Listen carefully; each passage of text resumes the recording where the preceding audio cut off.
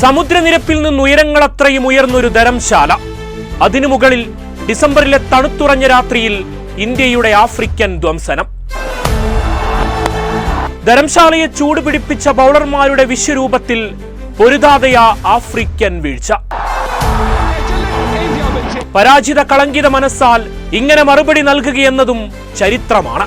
പന്തെടുത്തവരെല്ലാം നായകന്റെ വിശ്വാസത്തെ ആവോളം ചേർത്തുവെച്ചൊരു തീക്ഷ്ണഭാവത്തിൽ ഇന്ത്യക്ക് ഇതത്രയും അനായാസം.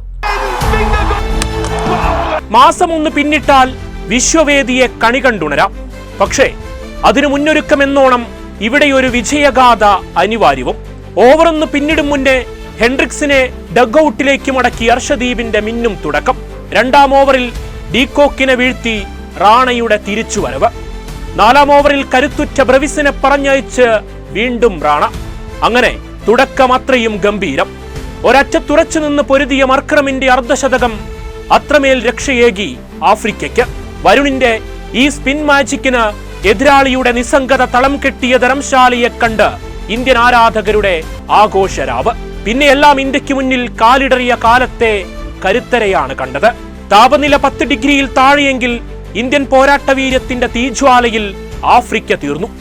റാണയും അർഷദീപും വരുണും കുൽദീപും നേടിയ വിക്കറ്റ് രണ്ടുകളാണ് ലോകോത്തര ബാറ്റിംഗ് നിരയെ വിറപ്പിച്ചതും.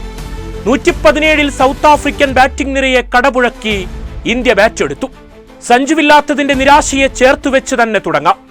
അഭിഷേക് നൽകിയ തുടക്കം മത്സരഫലം എന്തെന്നത് മനസ്സിൽ തെളിഞ്ഞതാണ്. പവർ പ്ലേയിൽ ധരംശാലയിലെ ആകാശമേഘങ്ങളെ തലോടി പന്ത് ചലിച്ചു. 18 പന്തുകളിലെ ആ 35. പതിഞ്ഞ താളത്തിൽ 28 പന്തുകളിൽ ഗില്ലിന്റെ 28.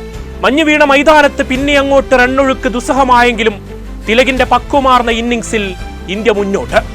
പതിവ് പോലെ നായകൻ തിളങ്ങാതെ മടങ്ങിയെങ്കിലും ഒടുവിൽ ദുബൈയുടെ ബൗണ്ടറി തൊട്ട് ഓവർ 4 വിക്കറ്റ് 7 ബാക്കി നിൽക്കെ ഇന്ത്യ ലക്ഷ്യം കാണുന്നു. പരമ്പരയിൽ മുന്നിലെത്തി ഇന്ത്യൻ മറുപടിയാണിത്.